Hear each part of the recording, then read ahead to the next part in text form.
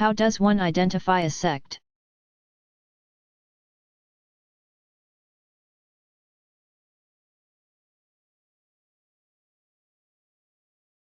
Sect is a generic term denoting any group that acknowledges a common leadership and shares a common set of beliefs.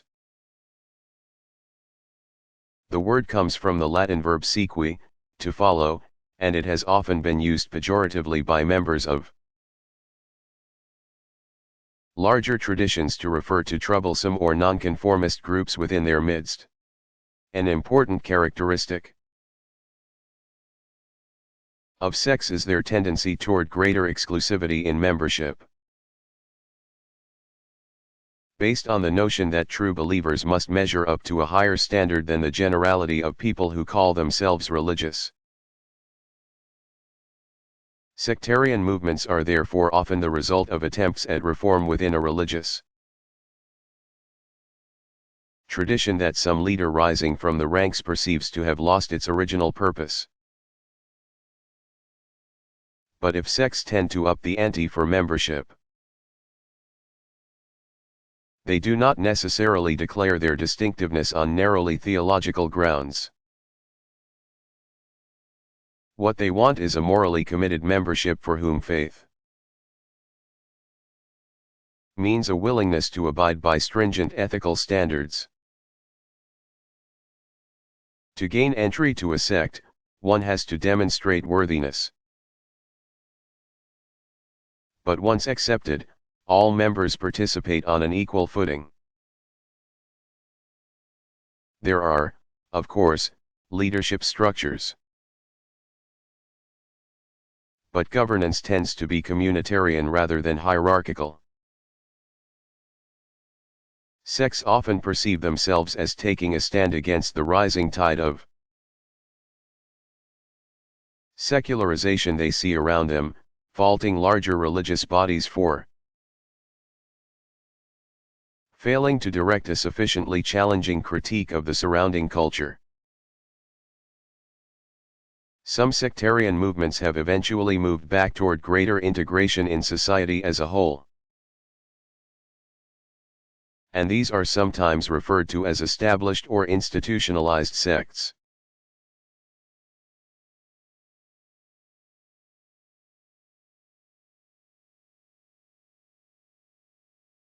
Is there a distinctively Shinto ethic?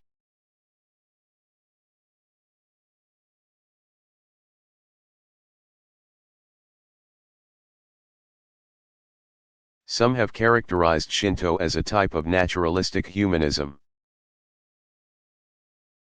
that begins with the conviction of innate human goodness.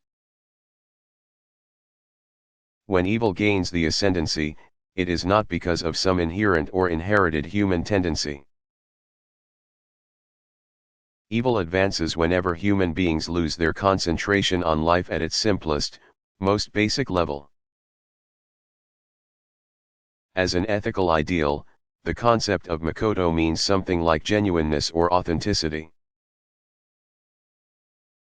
An ethical person is one who characteristically makes choices unspoiled by ulterior motives. Purity of intention thus takes precedence over adherence to any specific set of commands and prohibitions. Scholars refer to an ethic of this kind as contextual or situational. All acts derive their moral value from the overall setting in which people perform them. A virtuous person is one who enjoys maximum harmony with the totality of the powers of nature.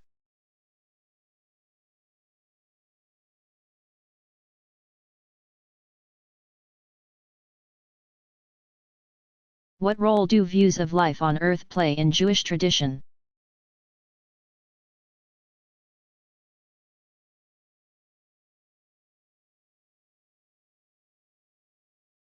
Although many Jews prefer not to speculate about whether some version of a next world may exist,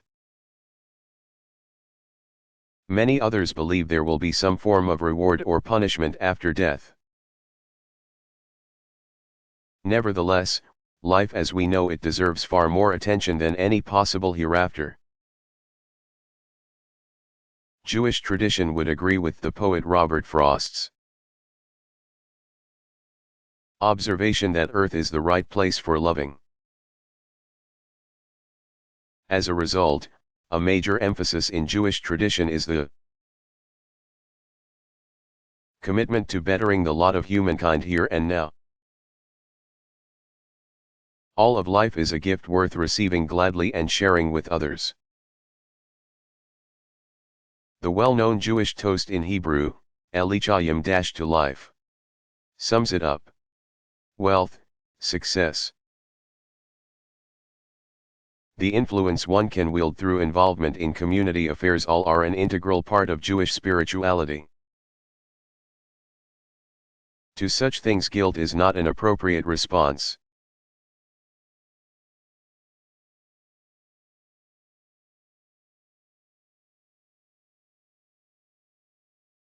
Who are the 8 immortals?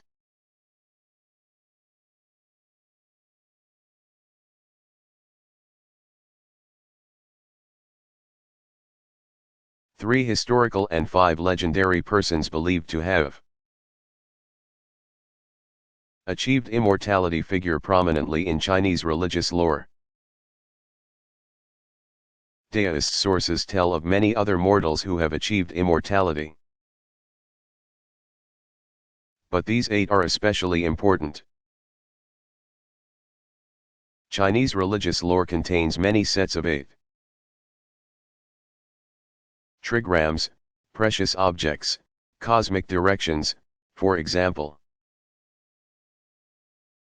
The immortals, Xian, are in some ways analogous to Christianity's saints and Islam's friends of God. Lu Dongbin, originally a patriarch of the Complete Realization School during the 8th century, generally leads the group. He usually dresses as a scholar and carries a fly whisk. Some images show him with his magical sword. One of the 8 Daoist emblems. Lu is patron of barbers and is celebrated for his healing powers. Li Taiguai, a purely legendary figure whose emblems are the gourd and crutch, appears as an old crippled beggar. He champions the weak and marginalized and is a patron of pharmacists. Zhang Guolao lived sometime between 650 and 750 CE. Capable of making himself invisible, Zhang appears riding, often backwards, on a white mule which he could roll up and tuck into his sleeve. His emblem is the percussion instrument made of a bamboo tube and 2 sticks, and he is the patron of elderly men. He Xiangu, the lone female of the group, holds a bamboo ladle, a lotus or basket of flowers, and sometimes the peach of immortality. She is said to have lived around 700 CE and is noted for her asceticism and kindness. Han Xiangzi is the patron of musicians. He carries a flute and is known for his spendthrift ways and delight in mountain solitude. Zhongli Chuan is supposed to have been a soldier of old who failed in battle and became an alchemist. Apparently once a historical figure. The aging and portly fellow eventually ascended to heaven on a stork and now carries a fan. Lan Cai is a strange figure among strange figures. With 1 foot bare and 1 shod, sometimes appearing as a woman, sometimes as a boy. He carries a basket of flowers and is patron of florists. Cao Guoju, patron of actors, carries a pair of castanets or, alternatively, a jade court tablet that was his entry pass and from which the image of castanets may have developed.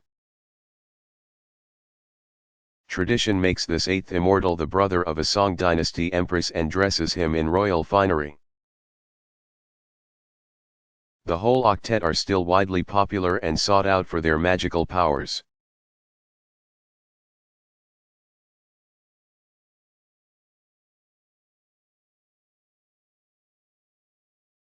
Who are some of the main Islamic prophets?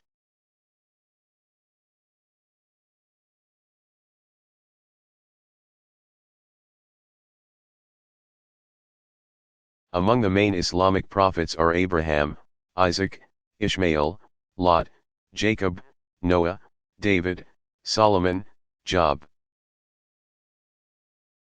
Joseph, Moses, Aaron, Elijah, Elisha, Jonah, Hud, Shu'ab, Saleh, Zachariah, John, the Baptizer, and Jesus.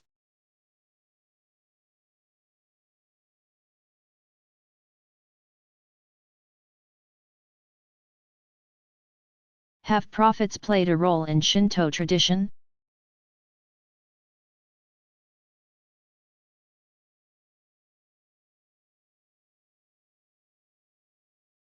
Shinto tradition does not revolve around a revealed truth or set of beliefs considered inaccessible without divine intervention.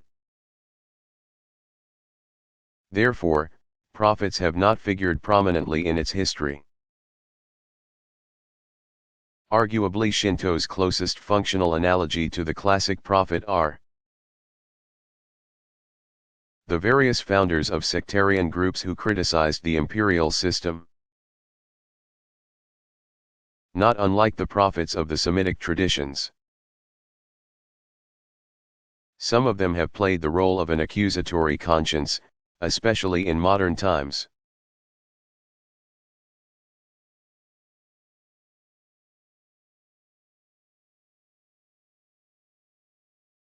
Is nonviolence particularly important in Hindu beliefs?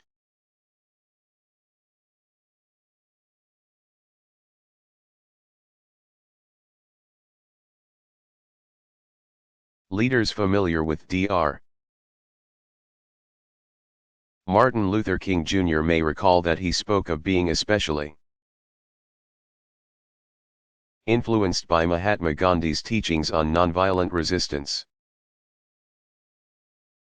Concern for ahimsa, non-injury, including respect for all forms of life, seems to have become an important theme in Hindu tradition following the rise of Buddhism and Jainism in the 6th and 5th centuries BCE. Ahimsa ranks first among a list of 10 spiritual qualities, called yamas, or restraints. In the classical system of yoga attributed to Patanjali, avoidance of all injury, in word and deed, began with the rejection of Vedic sacrifice and as a central practice of small groups of ascetics and grew to include the practice of vegetarianism.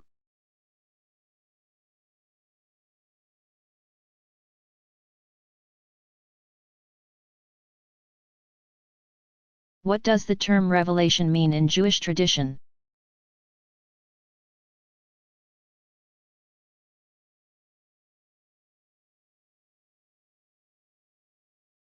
Multiple descriptions of revelation appear in the Hebrew scriptures. Earlier books depict a strikingly direct relationship between individual people and the Creator. Beginning with Adam and Eve and continuing through the stories of the great patriarchs, we hear of God's forthright communication and self-disclosure. God is depicted as dealing directly with Noah and Abraham. Moses' encounter with the divine presence at the burning bush and on Mt. Sinai are definitive events in the unfolding revelation. The tone and manner of revelation changes somewhat in the historical chronicles of the various kings.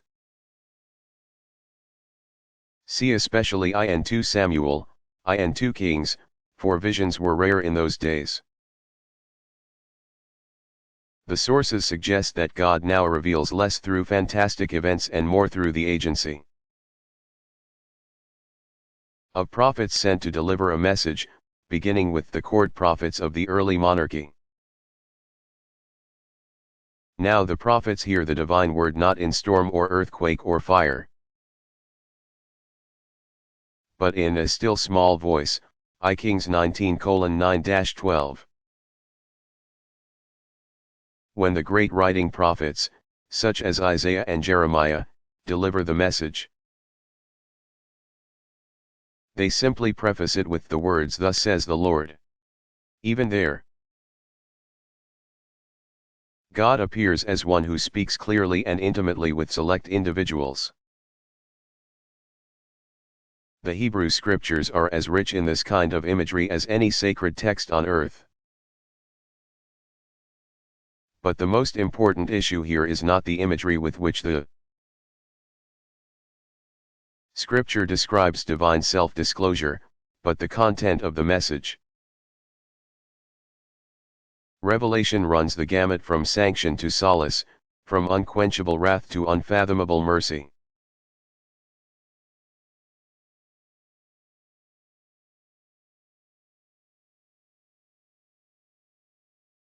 Are music and dance important in Hindu religious ritual?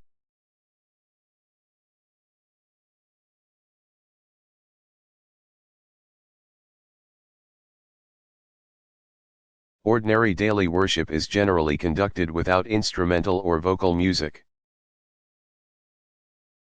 Apart from the priest's chanting of Sanskrit prayers of praise and supplication. Special ceremonies, however, can include congregational chanting and singing of hymns. Many temples, especially in India, employ temple musicians to accompany certain rituals, and to walk ahead of portable icons of the deity during processions outside the temple. Playing traditional instruments such as oboe-like woodwinds, drums and other percussion pieces, the musicians fill the air with auspicious sound. During medieval times, troops of dancers, vocalists, and instrumentalists often performed works of classical religious poetry set to music, on the steps of the great temples.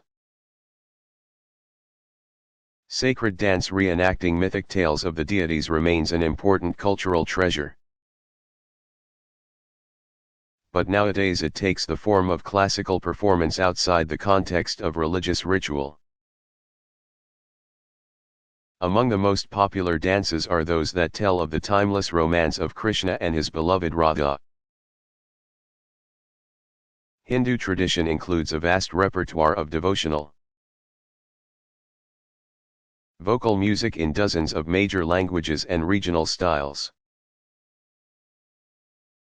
Singers pray to the various deities, often using classical poetry for their texts. Instrumental performers like the great sitar virtuoso Ravi Shankar have made classical Indian music known far beyond India in recent times. Working with the late violinist Yehudi Menuhin and the Beatles, to name only his most famous collaborators. Shankar popularized a tradition whose roots are deeply religious. Musical modes called ragas, tints, play to the emotions, creating subtle flavors. Rasas, with sounds and rhythms tailored to every season and time of day. God creates the world through sound, and dances creation into existence. Human beings need music and dance to connect with the divine.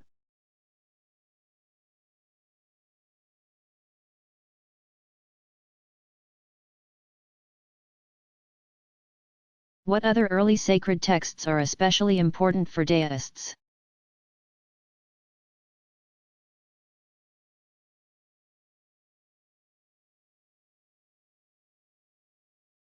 A text known as the Zhuangzi, named after the man whose disciples may have authored it. Dates from about the 4th century BCE. The work is also known as the Divine Classic of Nanhua.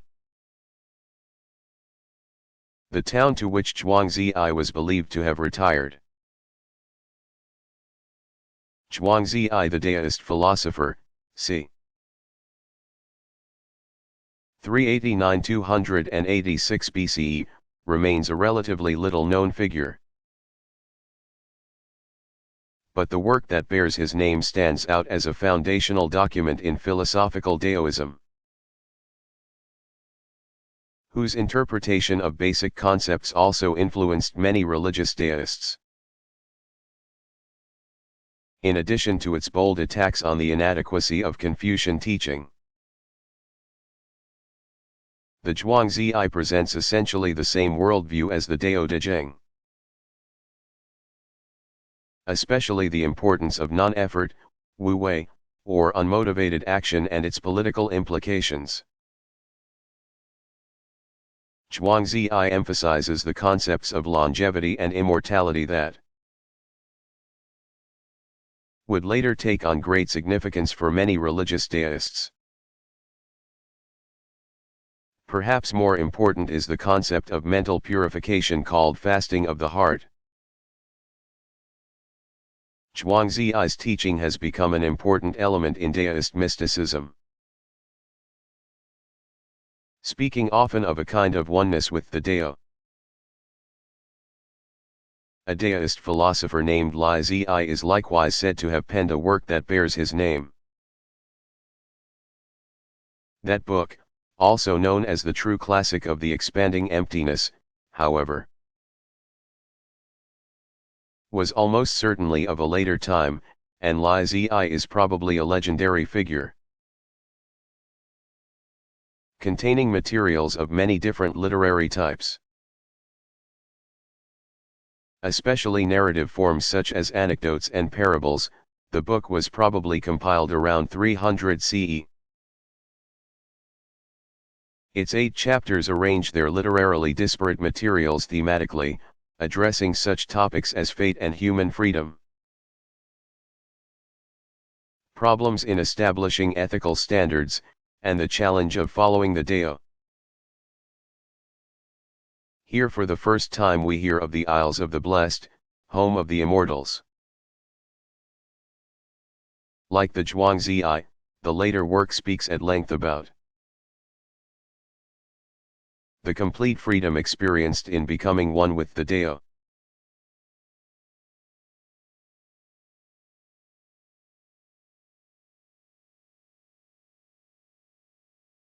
What do the terms exegesis and hermeneutics mean?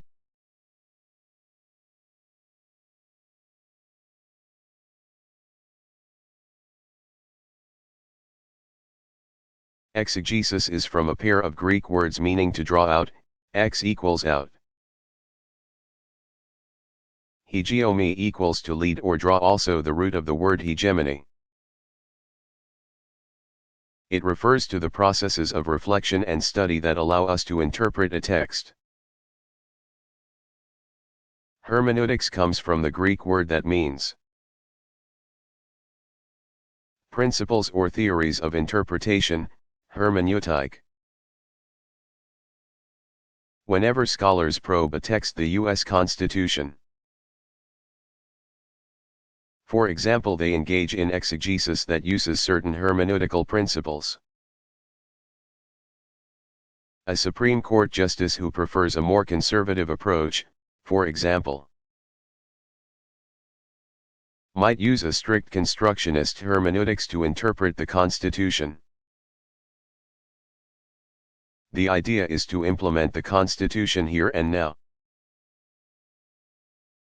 without violating the spirit of the 18th century document. You might think of hermeneutics as a set of lenses or filters. Put them on and you will see things differently than you would with the naked eye. The glasses you put on bring out certain features of a text, but they also prevent you from seeing other features. That's the nature of all textual interpretation. We always start from a particular point of view. The more clearly we are aware of the presuppositions we bring to the text, the more honestly we can interpret it.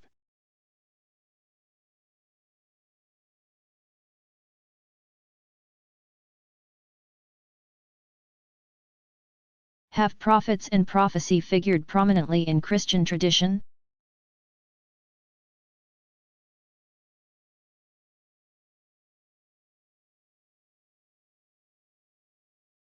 Christianity grew, at least initially, out of Jewish tradition, in which the prophets of the Old Testament played a central role. A prophetess named Anna was in the temple when Mary and Joseph presented their child there to fulfill the law, and proclaimed Jesus the salvation of Jerusalem, Luke 2:36-38. Jesus himself was very much a part of that prophetic heritage. He and his contemporaries wondered about the spiritual identity of Jesus' cousin John, the Baptist. Many consider John a prophet, Mark 11:32, and Jesus told his followers that John was indeed a prophet. But even more, he was the very Elijah whose return had been foretold, Matthew 11:11-15. The Gospels report that many identified Jesus, too, as the expected prophet, and that Jesus even hinted that they were correct, c.e.g. Matthew 10:41, 13:57, 21:11. Pauline letters list prophets as belonging to a rank or office second only to that of apostle, suggesting that prophecy continued to play an important role after Jesus' death, e.g. Corinthians 12:28, Ephesians 4:11. It is not clear in those cases how these prophets functioned. Long after the age of biblical prophecy, some Christians have identified modern saints as prophets who have raised their voices in opposition to oppression and injustice. Such courageous people are, therefore, spokespersons for God in our time, thus fulfilling the role of prophets of old. Many are tempted to regard prophecy as a synonym for foretelling the future, but that has never been the primary role of prophets.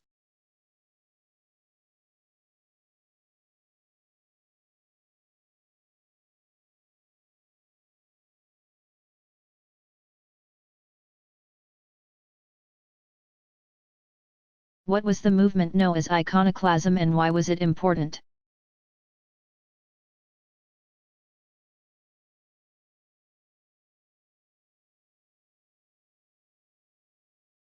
The iconoclastic, from the Greek for image breaker,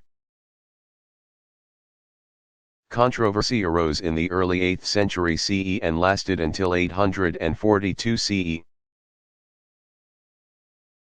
For centuries Byzantine Christianity had used sacred icons,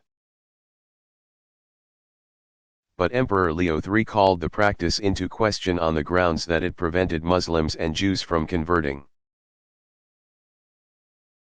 Leo's order that all icons be destroyed provoked turmoil throughout the Church, both politically and theologically, with monks and their monasteries taking most of the punishment for refusing to submit. 60 years after Leo began the controversy, the Second Council of Nicaea in 787 reversed his decrees. But within less than 30 years another Leo, the Fifth, returned to his namesake's policies with a vengeance, severely persecuting iconodule, those who supported the use of icons. The theological sore point was the argument that people who venerated icons were ever on the brink of idolatry. Their counter-argument was that icons were merely symbolic of the sacred realities beyond them. Though the controversy did considerable damage and cost a surprising number of lives and careers, the Eastern Church recovered from it rapidly and has suffered no challenge of its kind since.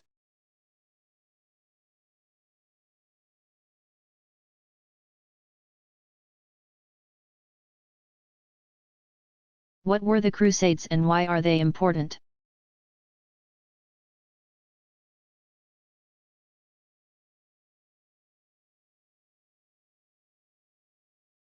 Beginning in 1096 and continuing intermittently for the next 2 centuries. The Crusades were wars fought over possession of the Holy Land and its chief sacred place, Jerusalem.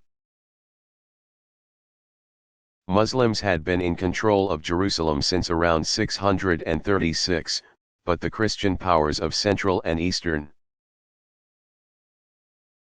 Europe mobilized only after a Turkish force vanquished a Byzantine army in Eastern Asia Minor in 1071. The Byzantine emperor sought help from the Pope in Rome and the First Crusade began 25 years later.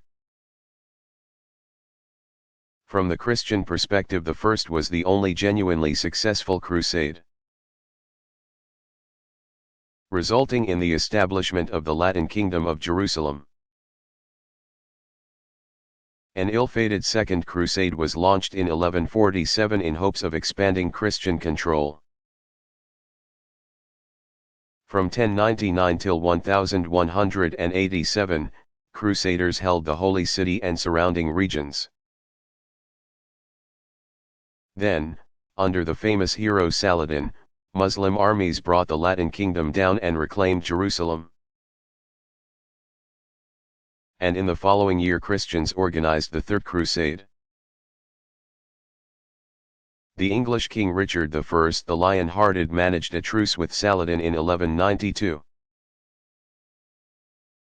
securing little more than a token visit to the Church of the Holy Sepulchre. One of the truly grim episodes in crusading history occurred during the Fourth Crusade. Western Christian troops overthrew the Byzantine emperor, vented their wrath on their Eastern Christian cousins, and never made it to the Middle East. 4 more major crusades and several minor ones followed during the 13th century. Only one was a qualified success, securing control over Jerusalem for 15 years, 1229 to 1244. Muslim authorities retained primary custody of the holy places for nearly the next 7 centuries, finally yielding to the British Mandate in the early 1900s. Christian sources often glorify the Crusades as examples of heroism. But in fact those who suffered most from their consequences were the Christian communities of the Middle East.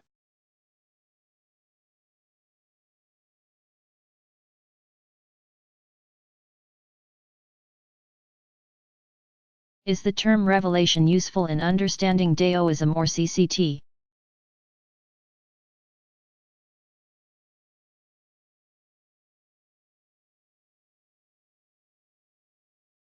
Most Daoist sects and schools, and CCT generally, teach that religious truths are embedded in virtually all levels and facets of reality. Access to those truths is available largely through the mediation of ritual specialists and spiritual masters. Their task is not so much to disclose the mysteries as to facilitate the passage of power from the realm of gods and spirits to that of human beings. When ordinary people find themselves in the neighborhood of these spiritual powers the truth behind them remains mysterious and cloaked in ambiguity. There are, however, accounts in which famous masters and sages claim to have received explicit revelations or missions directly from a deity. When deists speak of the language of revelation in these relatively rare instances, they suggest that they are pointing only to the tip of the iceberg, so to speak. The whole truth remains hidden from view and available only to a select few. This contrasts markedly with the general thrust of the Abrahamic traditions, for example, where revelation implies the disclosure of the full truth insofar as human beings can fathom it. Finally, an experience called divination writing deserves mention here, since it is occasionally described as a revelatory medium. The Shangqing school claims to be based on a series of nocturnal revelations. Founder Yang Shi reported that heavenly beings came to him in a vision and caused his hand to write the sacred texts.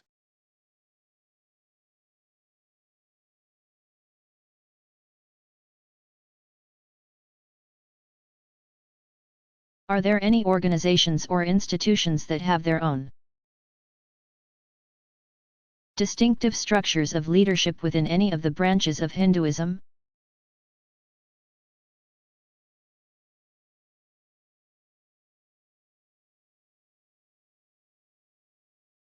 As in so many other traditions, monastic and other religious orders have played a major role in the history of the greater Hinduism. Different styles of monastic life have evolved in connection with the last two of the four traditional life stages, namely those of forest dweller and renunciant. Individual Hindu males who have arrived at the last stage, that of sannyasi, have been crisscrossing India on their solitary ways for millennia. Since perhaps 25 centuries ago, informal organizations developed as disciples gathered around renunciants renowned as spiritual teachers. These forerunners of stable monastic residences continued to welcome as occasional guests their unattached itinerant counterparts. Evidence of the earliest formal monastic organizations, from as long as 1800 years ago, suggests that they followed a strictly ascetic regime. Bhattachankara, 788 to 820, is the first individual credited with founding an order. The renowned philosopher and theologian organized monasteries in sacred cities marking the four cardinal directions across India. Four subsequent orders were founded by religious leaders associated with four of the five major Vaishnava denominations: Ramanuj, Nimbarka, Madhva, and Vallabha. Important orders have arisen in the 19th and 20th centuries as well, such as those founded by Ramankrishna and Mahatma Gandhi. Most of the orders have offered various levels of commitment, from temporary residency, to long-term affiliation of men and women with families, to lifelong celibacy.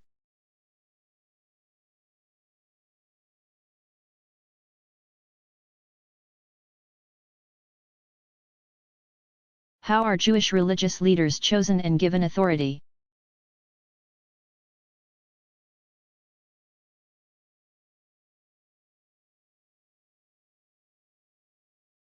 In biblical times, religious authorities and specialists came largely from hereditary lines within particular tribes that traced their sacred mandates back to the Mosaic revelation at Sinai. Post-biblical developments gradually moved away from hereditary models of religious leadership to a parallel model in which one leader passes on authority to a successor by laying on of hands, called semika in Hebrew. Thus did Moses ordain Joshua and the 70 elders, Numbers 11:16-25, 27:18-23. Members of the Sanhedrin were likewise ordained. But post-biblical communities in the Middle East eventually did away with formal ordination, preferring only to see to it that prospective rabbis were thoroughly versed in Talmudic and legal studies. A number of modern seminaries, or rabbinical colleges as some are called, have broadened their curricula to include non-traditional studies, the better to equip future rabbis to engage more broadly educated congregations. The rich, age-old ritual of semika, imposing hands, survives largely in the practice of Orthodox rabbinical academies.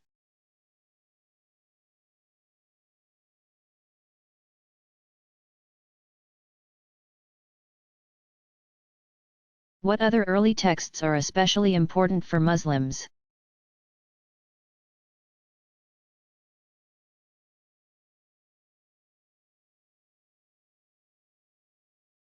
Second only to the Quran in both authority and antiquity is the large body of works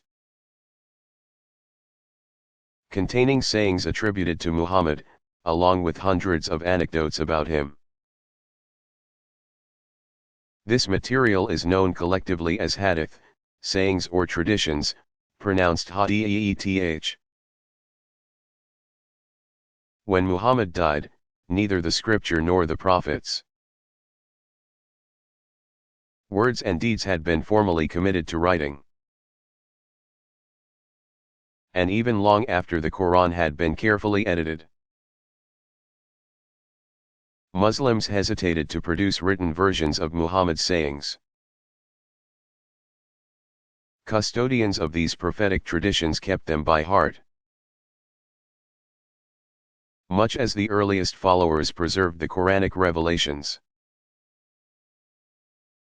Not until over 2 centuries after Muhammad died did his community deem it necessary to gather and edit the hadith. The impetus to do so came in part from legal scholars, who believed that the only way to interpret the spirit of the Quran faithfully in cases not explicitly treated in the scripture was to have a sound testimony of the Prophet's own views. Through much of the 9th century, Muslim religious scholars undertook the massive task of traveling widely and gathering and recording thousands of hadiths from countless individuals known for their reliable memories. These scholars, often working independently and at some distance in time and space, then sifted through what they had gathered. Since the very existence of this treasure trove depended on its oral transmission from one generation to another, scholars looked first at the chains of transmission to see whether all individuals listed were trustworthy. If not, one likely could dismiss the hadith itself as not entirely reliable. By the end of the 9th century, half a dozen authoritative collections,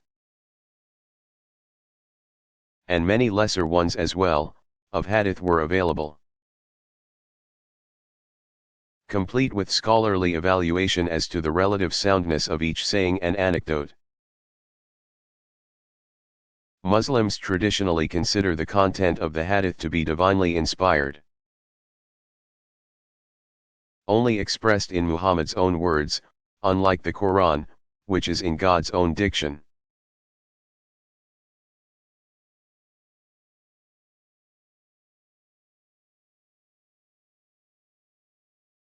Is there such a thing as a Muslim saint?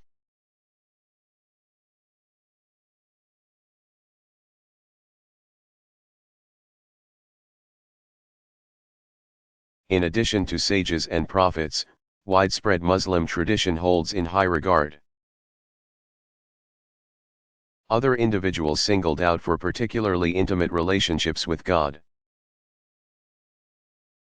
They are called friends of God, Awliya, pronounced Aliyah, singular Wali, and are generally analogous to what Christians and others mean when they refer to saints. A major difference is that friends of God are popularly acclaimed as such rather than formally declared by an institutional procedure. Muslims from Muhammad's own generation are among the earliest individuals called friends of God. Some so designated because of their devotion to the Prophet. Subsequent generations of Muslims have acclaimed friends of God virtually everywhere right on down to modern times. With the notable exception of Saudi Arabia and other Gulf states.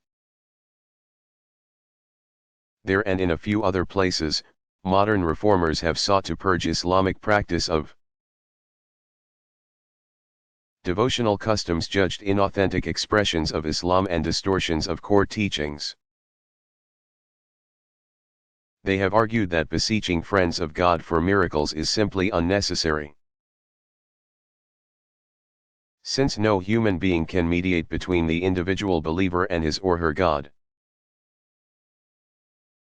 Virtually everywhere else, from Morocco's Marabouts to Indonesia's distinctive Wali Songo, 9 friends of God. Devotion to holy persons has been an important element in the spiritual life of hundreds of millions.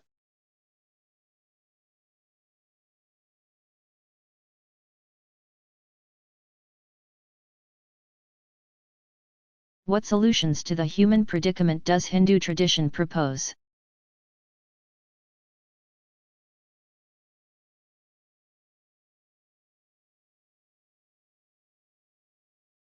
Hindus seek the ultimate spiritual goal of liberation through any of 4 traditional ways or paths called margas. Methods of seeking or yogas, joining by means of discipline. The most ancient and slowest method is that of ritual action, karma. Originally associated with scrupulous fulfillment of the prescriptions of Vedic ritual practice. Karma is kept within reach of contemporary Hindus by interpreting it as unselfish service. In that sense, the way of action recommends itself to all. Even in the absence of a vital tradition of ritual sacrifice. The second path begins with the conviction that ignorance causes suffering. Intuitive experiential knowledge, jnana, is available through various intellectual and meditative disciplines associated with a variety of philosophical approaches called darshanas, views. Most of all, the way of knowledge seeks the full realization of the perfect oneness of all reality and the illusory nature of our instinctive conviction that individuality of persons and multiplicity of all things is the substance of life. It is a difficult and abstract method attractive to relatively few people. Its best known form is that of Shankara's Advaita Vedanta school. Closely associated with the way of knowledge is a path that uses the formal disciplines popularly known as yoga.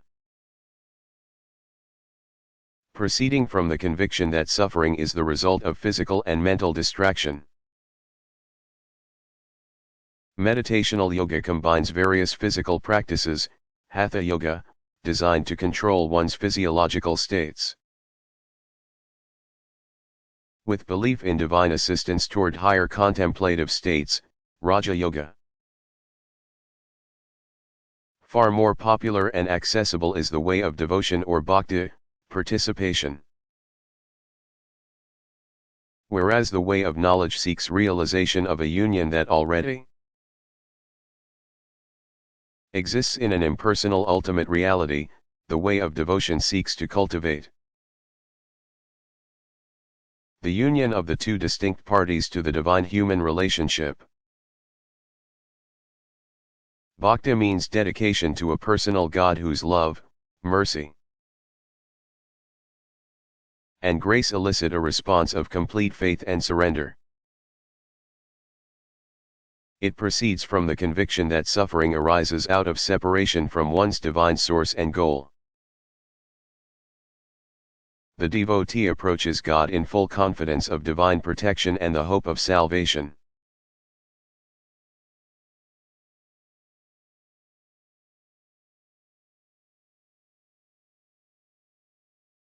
What would I see if I visited one of the surviving CIT sacred places?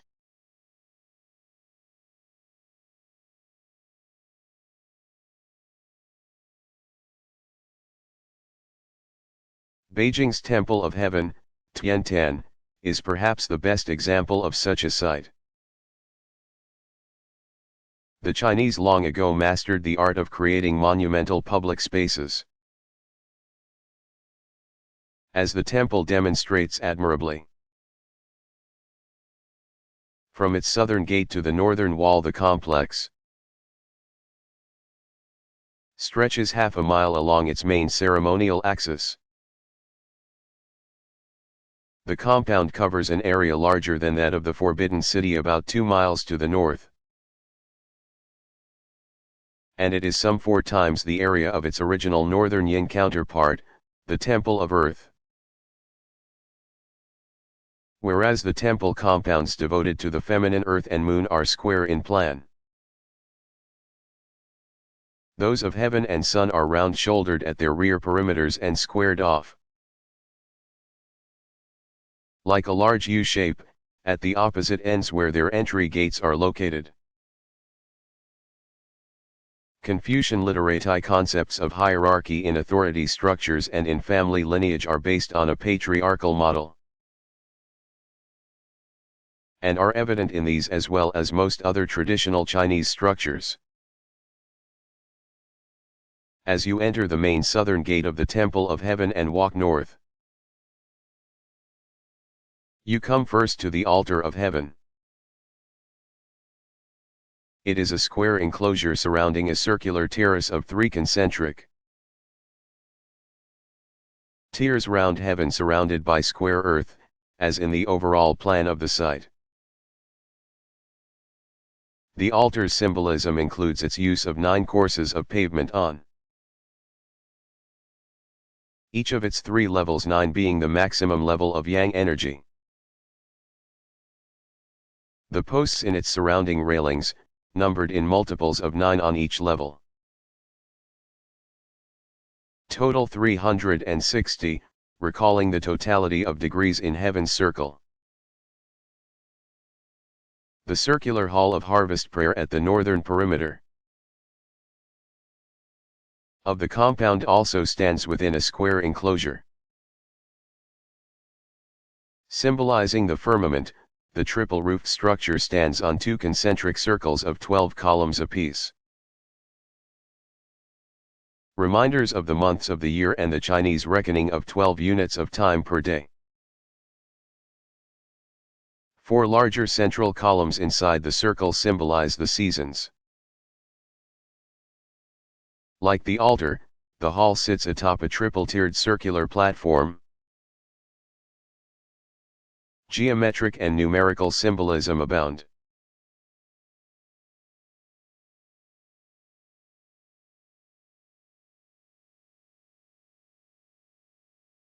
Are there any other important Daoist ritual settings apart from public temple and private home?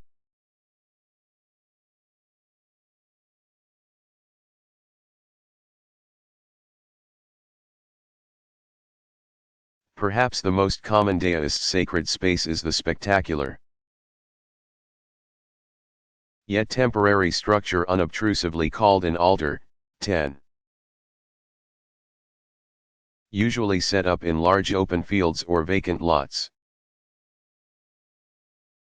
Multi-level facades made of bamboo and covered with colorfully decorated paper simulate grand architectural spaces. These altars are the scene of the major festivals, qiao, that extend over several days.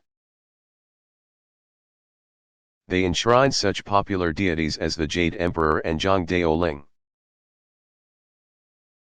Afterwards, the altars are taken down and the decorations burned. Several other ritual venues have been important as well, though not all intended for larger gatherings. Organizations within the various sectarian movements that have come and gone throughout the history of Daoism have typically practiced their own unique and often esoteric rituals. Always preceded by elaborate purification, these specialized rituals could take place either in natural settings, such as remote mountain retreats, or in enclosed meditative venues called purity chambers. Their initiates would closet themselves for lengthy periods of disciplined mental focusing.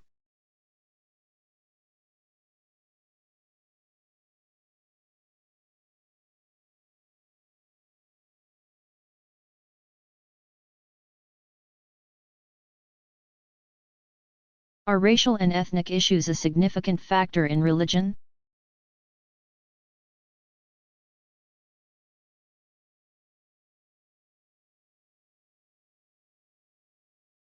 Race is just as formative an element in the history of religion as gender.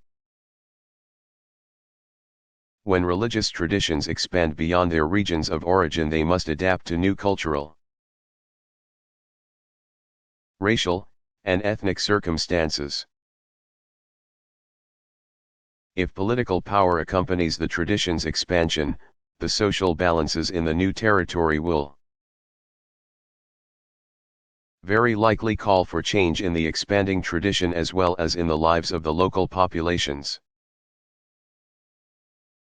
What one might call religious colonialism often goes hand in hand with cultural hegemony. When a religious tradition is heavily identified with a racial or ethnic group, converts to the tradition may find themselves still second-class citizens. Within the greater American Christian tradition, for example, black churches formed because of de facto segregation. Even though in theory all Christians enjoy equality in the sight of God.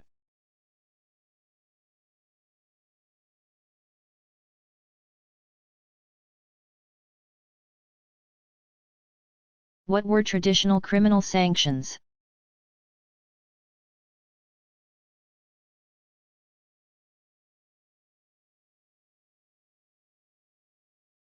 Within the sphere of penal law, death is warranted for apostasy and for highway robbery. Amputation of the hand for theft, death by stoning for sexual relations outside of marriage when the offender is married, and 100 lashes if the offender is unmarried. And 80 lashes for the drinking of an intoxicant or for an unproved accusation of unchastity. Civil offenses against the person, homicide, for example, or assault, are punishable by retaliation,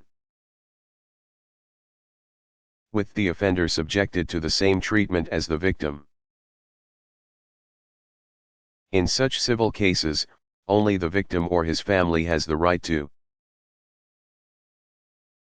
prosecute, since the crime is not considered to be against the state. Often, the victim will choose monetary compensation, diya, blood money, in place of retaliation. Few predominantly Muslim societies today enact the traditional penalties as originally enjoined.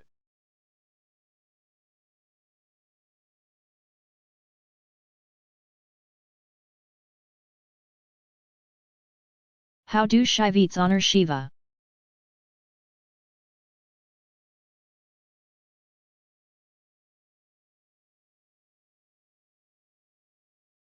Shivaratri, Shiva's night is a monthly festivity occurring on the 14th night of the dark half of every lunar month, just before the appearance of the new moon. Once a year devotees observe Mahashivaratri, Shiva's great night, either during the midwinter lunar month called Magha or during the following month, Falguna, depending on regional custom. The feast celebrates Shiva's manifestation of his power and glory to Vishnu and Brahma in the icon called the Jyotirlinga or fiery linga. Girls who hope to marry soon often fast during the day and keep vigil all night. Festivities in parts of India generally last all night and often include massive street parties and processions featuring elaborate floats, ecstatic dancing, and sometimes extreme demonstrations of devotion in the form of self-mutilation. A full moon feast during Kartika, in the fall, is called Tripuri Purnima. It recalls how Shiva incinerated the demon Tripura's 3 cities, Tripuri, made of gold, silver, and iron. Meanwhile his consort Kali dispatched the demon himself, ending his partial dominion over heaven, earth, and hell, the 3 cities.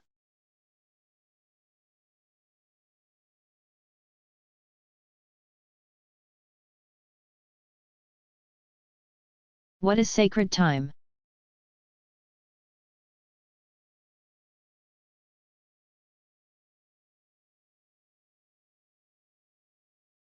Most traditions attach special meanings to history as a whole, to specific moments in the lifetime of an individual, and to various times in the ordinary cycles of days, months, and years. Ordinary time in human experience is inextricably linked to change, that most troublesome of all realities. Religious traditions offer a partial remedy to the perplexities of change with the notion that reliving or reenacting events of cosmic significance offers a brief respite, an opportunity to stop time or perhaps step out of ordinary time for a moment. From the perspective of a tradition's ritual life, sacred time is the time of ritual encounter with the divine. But in addition, religious believers also seek to hallow decisive life experiences with rites of passage.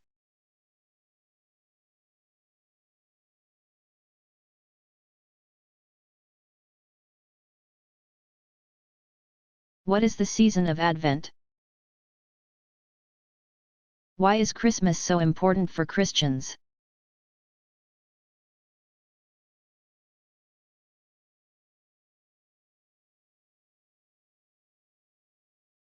The Western Christian liturgical year begins with the first Sunday of Advent. Western churches set that Sunday as the one closest to the feast of St. Andrew, November 30th, while Eastern Christians begin a period of fast in preparation for Christmas on the feast of St. Philip, November 14th. For most Christians, 4 Sundays mark the season of waiting, an expectation of the birth of Christ. Christmas, the celebration of Jesus' birth, was originally fixed on December 25 around the year 336. That was the date then calculated as the winter solstice on the Roman calendar, with its symbolic celebration of the rebirth of the sun after the year's darkest day. In the practice of the liturgical churches, purple vestments still recall the originally penitential spirit of the season, with its overtones of apocalyptic expectation of Christ's second coming. But on the third Sunday, called Gaudete, Rejoice, Sunday, Rose vestments introduce a note of relief. Christmas represents for all Christians the pivotal event in human history called the Incarnation, in which God took on human flesh and assumed all aspects of the human condition except sinfulness.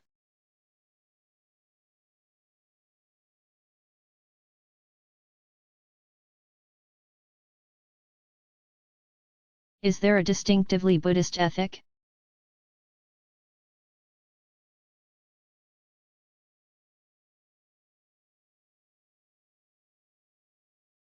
Compassion for all sentient beings is the overriding principle in Buddhist ethics. It was compassion, karuna, that urged the Buddha to share his message of enlightenment. Life's greatest challenge is to act out of genuine altruism. To be and do for others without hoping for reward. Compassion needs to be doubly disciplined. One needs to work toward the alleviation of suffering purely because that is humanity's highest calling. But it is also essential to know how best to put compassion into action. That calls for the practical wisdom that comes from a keen awareness of one's own spiritual history, including a recollection of one's previous lives. The ability to recall one's former existences is a mark of genuine enlightenment and a sign of profound awareness. Buddhist ethics combine the compassion of one who appreciates the pervasiveness of suffering with the practical wisdom that comes from a detailed experiential knowledge of what works.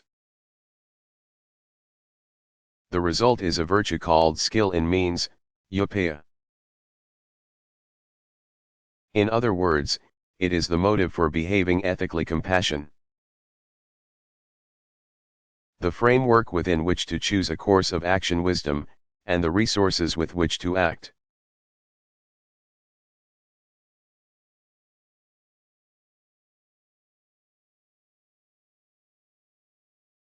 Is there such a thing as converting into Confucianism?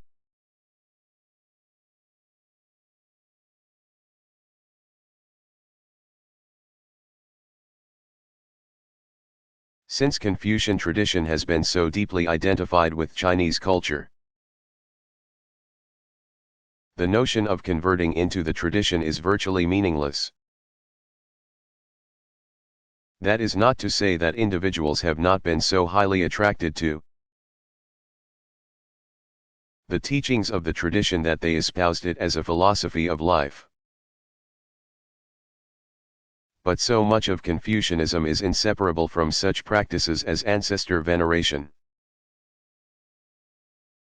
and other culturally rooted behavior, that the likelihood of conversion is very small. In addition, over the centuries most people one might identify as Confucian have more than likely been associated with other religious traditions as well, such as Daoism, CCT, or Buddhism. In Chinese religious history, and Japanese too, the more or less tidy distinctions many Europeans and Americans are used to making between religious communities simply have not been applicable.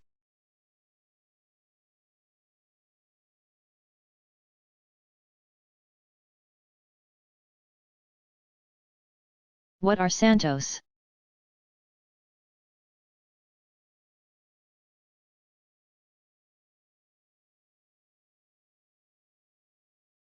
Walk into virtually any small neighborhood or village, church anywhere in Latin America and you will find santos. Santos, Spanish for saints, are small carved, painted statues of holy persons specially revered because of their spiritual power and presence. You will generally see them lined up on shelves along the side walls of the church or occupying small side altars flanking the main altar. All who come to the church regularly are likely to have a particular favorite among the diminutive saints. Devotees are not shy about expressing their needs to their patrons, and these little churches are often alive with voices communicating in loud whispers every conceivable physical and spiritual need. People often light candles, soften the wax on the bottom so that they will stick to the floor, and proceed to harangue their santos with animated gestures, humbly demanding rain for the crops or asking why a sick child has not yet been healed. Santos are an important form of folk religious art that reveals a great deal about popular Christianity in the Americas. Cathedrals and wealthier churches have their equivalent of santos in their multiple side altars and shrines. But there the conversations are quieter. The candles mounted on racks, and the saints often protected behind glass.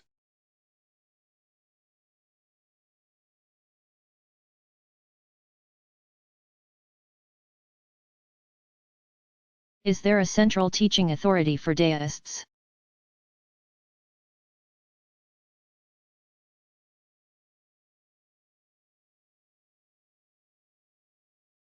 Individual deist sects, orders, and schools have regarded and in some cases still do regard their teaching office as a solemn and demanding role.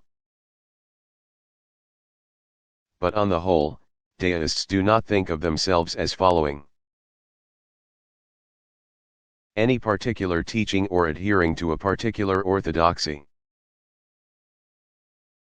Even when important patriarchs, such as the living leader of the Celestial Masters School, have delivered formal pronouncements, relatively few deists take notice. What is true of Daoism in this respect is even truer of the much more amorphous ECT. In neither case is any specific articulation of doctrine of any particular importance. Doctrinal standards are replaced here by pure tradition - the way we've always done things.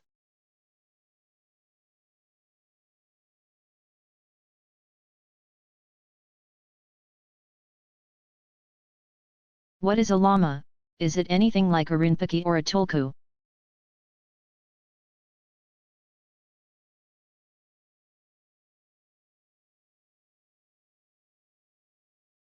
A lama, Tibetan term meaning none higher, is a teacher or guru in the tradition of Vajrayana Buddhism associated especially with Tibet. Many lamas are monks, but membership in the monastic sangha is not a prerequisite. Whether monk or layman, a lama is one who represents the Buddha's teaching best of all. A lama's role is somewhat broader than that of the traditional Hindu guru in that lamas lead religious rituals as well as offering instruction about them. Extensive study and meditation includes a 3-year period of seclusion. Some lamas, distinguished for their learning and spiritual attainment,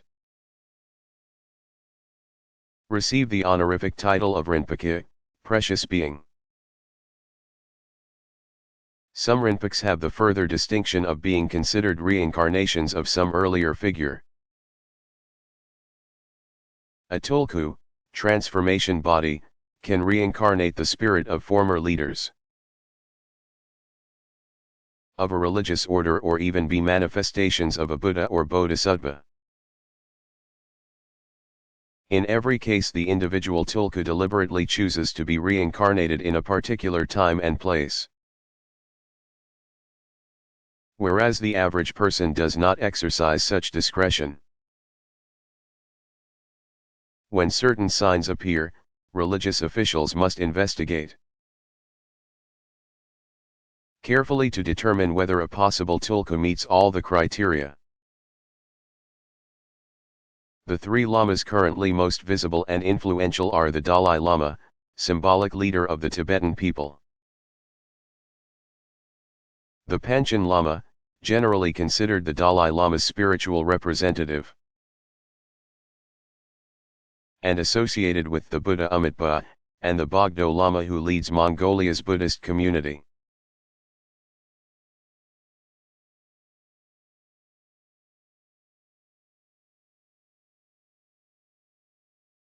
What is the connection between ritual and the Theravada notion of making merit?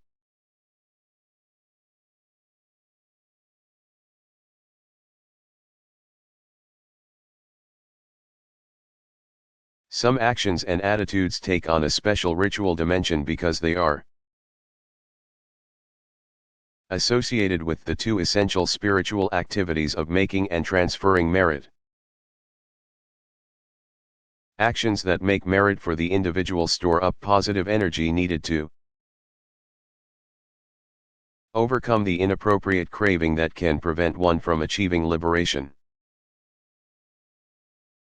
These actions prominently include a group of 10 proper beliefs. Reverence and service of one's elders, giving generously to monks, observing the 5 or 8 precepts. Various forms of meditation including recitation of scriptural verses. Respect for others, preaching, hearing a sermon, empathizing with merit, and transfer of merit. When lay Buddhists commit themselves temporarily to the 8 precepts, they add the monastic practices of avoiding food after the noon meal, certain forms of entertainment, and the use of cosmetics. Some lists of merit-making deeds also include building a monastery, becoming a monk or having a son do so. Donating funds for the repair of a temple, and observing every Uposatha, Sabbath. Transfer of merit is a doubly meritorious form of altruism. Since in the very intention to share, one receives back. In fact, Buddhists characteristically see a reciprocity in all ritual deeds. Devotees give generously to monks, for example. And the monks give spiritual encouragement, good example, and teaching in return.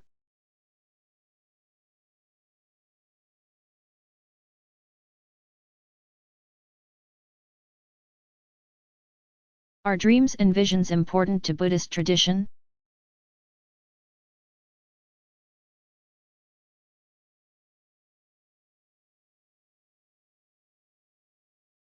Important figures in Buddhist tradition are said to have learned essential truths through dreams and visions. Queen Maya dreamed that she would give birth under unusual circumstances to a child who would become the Buddha. In dreams, famous people learn of the proper course of action. Buddhist sources tell, for example, of how a dream persuaded the Chinese Emperor Mingdi to send for Buddhist missionaries and scriptures. Stories of this sort are told about many holy persons throughout Buddhist history, usually as a vehicle for underscoring the individual's personal authority.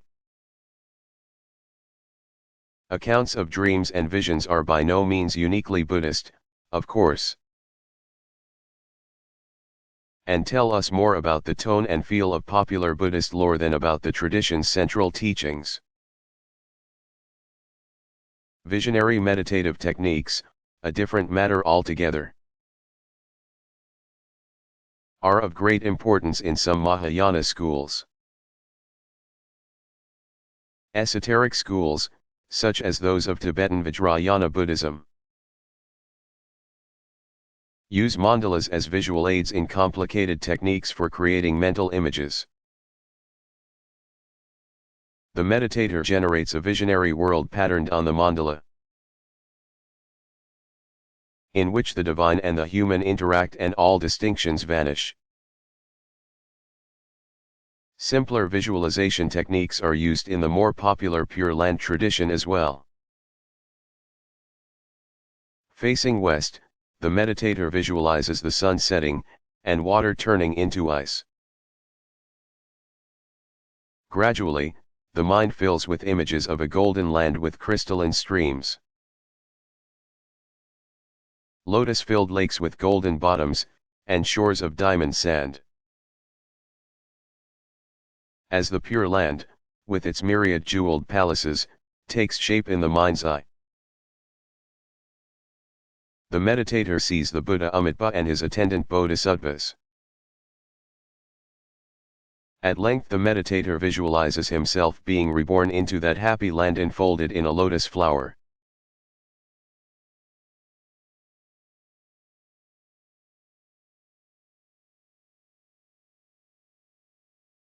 Are there mythic elements in Confucian tradition or CIT?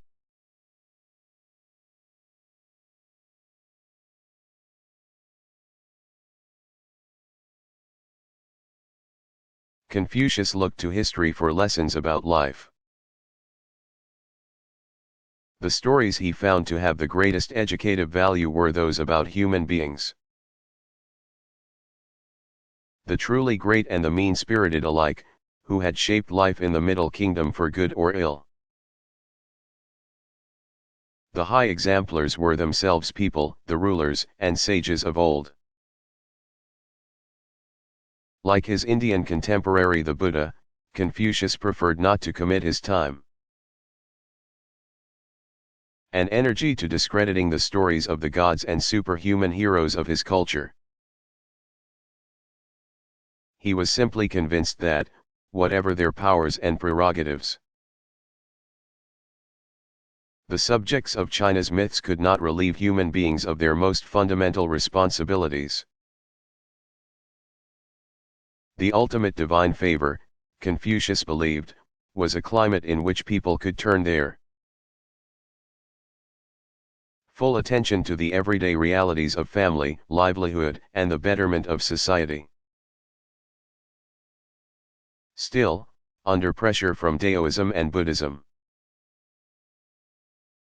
later Confucians cloaked the birth and life of the master in wondrous tales. A unicorn presaged Confucius' birth by presenting his mother with a tablet of announcement.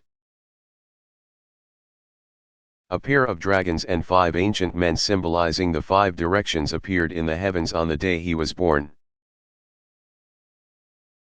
And a celestial musical ensemble provided accompaniment for his birth. CIT likewise did not revolve around mythic narratives as such. Divinely sanctioned representatives of the people under heaven had more pressing concerns. But the emperor had the power to elevate individual heroes and gods from local to universal stature. As a result he was, ironically perhaps, China's most important mythmaker.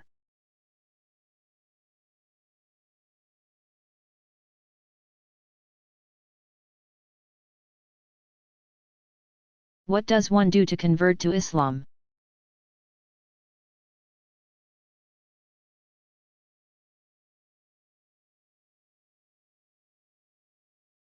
Converting to Islam is a relatively simple matter.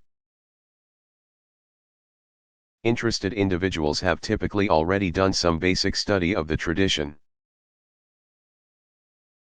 But no prescribed course of religious education is required or expected.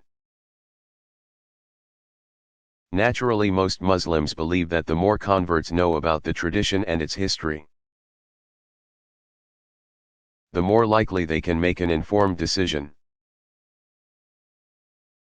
Before entering into the brief ceremony that renders a candidate officially Muslim,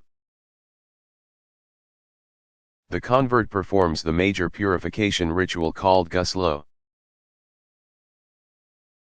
Formal assent to the tenets of Islam entails a simple repetition of the Shahada before any 2 adult male witnesses.